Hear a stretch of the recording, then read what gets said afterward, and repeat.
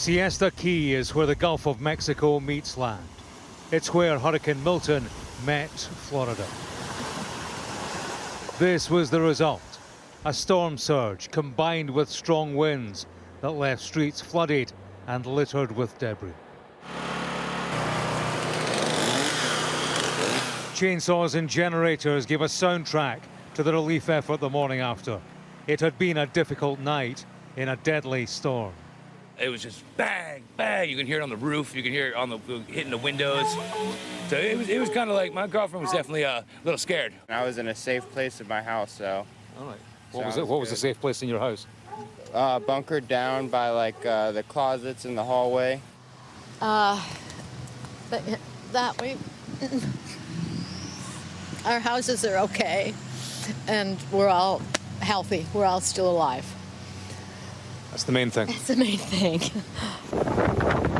This was how the storm looked barreling through Siesta Key overnight. And this was the city of Tampa.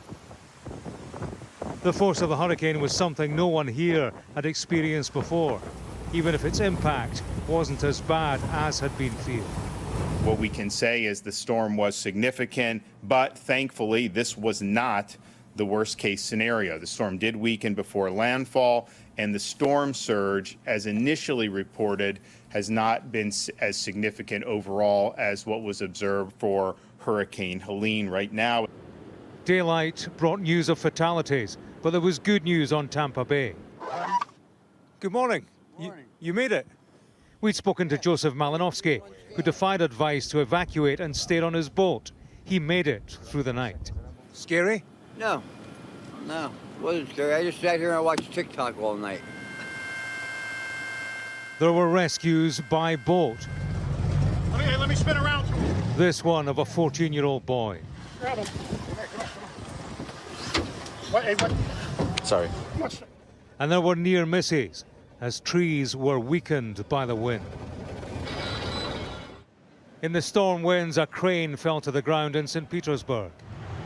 And this was the scene at the Tampa Bay Rays baseball stadium, where the roof was ripped off. I'm sad to see it happen, but look, I can't change it.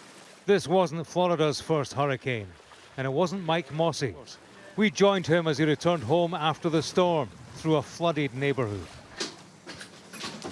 The worry was the basement. Mike had left $1 million worth of vehicle, a Lola T163 and a Maserati with 100 miles on the clock, both ruined. They're totaled. Really? Yeah, totaled. Why? Corrosion, salt water, takes out everything. Yeah. Dare I ask how you feel? You know, it is what it is. I can't change it. You know, and I did all the prep we could ahead of time, and nobody ever thought the last two hurricanes would be like this. So, you know. So you've lost your Maserati and your racing car? Yeah. No Goodwood for me this year. As bad as all of this is, it could have been much worse. That's acknowledged by the authorities, who'd billed Hurricane Milton as a historic storm. It was another dreadful hurricane experience here, but it was the long, difficult night when Florida got lucky. James Matthews, Sky News, in Siesta Key, Florida.